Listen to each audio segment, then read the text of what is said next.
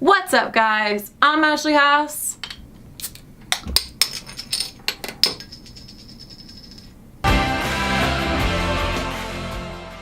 Let's talk about these trades. We got the best, the worst, some retirements, some free agent talk. Let's just get right to it. You know, we've got Jeremy Maclin, former wide receiver from the Philadelphia Eagles, most recently with the Baltimore Ravens. He was at his wife's baby shower when he announced that he was going to retire. 30 years old, an amazing player. Maybe the injuries took some tolls on him. He didn't play so well last year at the Baltimore Ravens and actually was cut. Maybe he didn't think another team was going to pick him up, but he still had a lot left. Either way, Maclin has now retired, but let's get on into it because Rob Gronkowski, we got to take some time talking about you. We got to figure out what you were thinking. I kind of know what you were thinking though.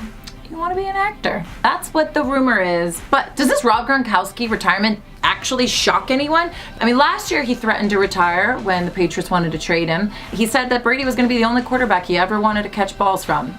That sounded really weird. Gronk said Brady's were the only balls he wanted to hold. Ooh, wait. Gronk said he only wanted to hold Brady's deflated balls. Yeah, I think that's right. Gronk was about to be a free agent in 2020, and there's no way the Patriots were going to take him on again, unfortunately. Just to list a few of Gronk's injuries, we have 4 forearm surgeries, 3 back surgeries, a torn ACL, a torn MCL, 2 concussions, and an ankle surgery.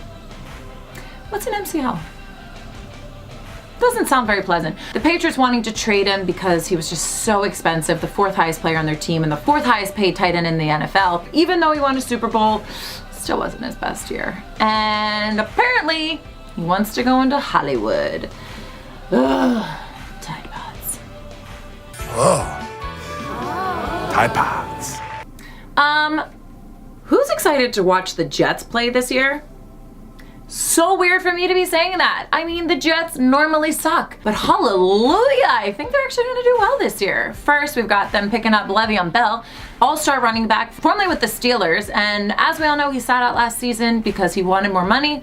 Steelers weren't willing to give it to him, and now he's got a $52.5 million contract, 4 years with $25 million guaranteed.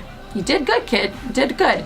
Not as good as CJ Mosley, who signed for $85 million. That's crazy. But the Jets also acquired offensive guard from the Oakland Raiders, Kelechi Osemele. He's an amazing asset, and he's already said that he's going to be Sam Darnold's personal bodyguard. At 6'6", 330 pounds, say you're in good hands, Darnold. I feel like the Raiders got really screwed on this trade because the only thing they got for giving Osemele was the Jets' 5th round draft pick and giving them their 6th. So I don't really see that a good trade for the Raiders, but amazing for the Jets because now with Le'Veon Bell, CJ Mosley, Kelechi Osemele, and the Jets re-signed Brandon Copeland and Neil Sterling. The only thing that's left is to get a new quarterback. Sam Darnold is, yeah, he's Sam Darnold, so best of luck. But Jets, I gotta give you credit. You've been doing really good on your trades this offseason. Now let's get to the other best trade, which leads me right into the worst trade.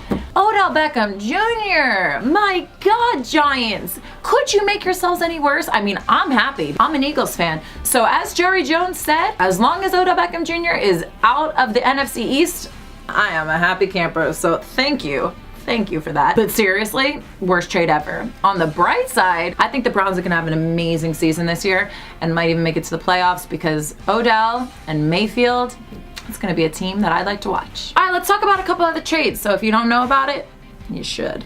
We got Clay Matthews, who was with the Packers for 10 years, and after a decade with them, he's moved on to the Rams. They've signed a $16.75 million contract. Matthews is trading in his green and yellow for some blue and yellow, and I'm excited to see him with the Rams. And the Miami Dolphins just traded Ryans. They got rid of quarterback Ryan Tannehill and acquired from the Tampa Bay Buccaneers Ryan Fitzpatrick, which I'm actually really happy about because it kind of reminds me of my Eagles situation where the Buccaneers had 2 pretty great quarterbacks in Jameis Winston and Ryan Fitzpatrick. Last season, Winston had to sit out 3 games for his Uber groping situation. Super creepy dude, whatever. Fitzpatrick took over and did a really great job, and for a little bit it was back and forth of who was going to be the starting quarterback, and ultimately the Buccaneers went with Winston. So I'm happy that Fitzpatrick, or Fitzmagic, can use his magic now on the Dolphins. But it is very likely that the Dolphins are going to use their 13th overall pick for a new quarterback, just in case. Now, as free agents that are still up for grabs, tight end Jared Cook has been talking to the Saints. He might sign a 1-year contract for $8 million, which I think is an amazing steal. Can't wait for the draft, guys. Thanks for tuning in. I'll see you guys soon. It's like piss warm. Ugh.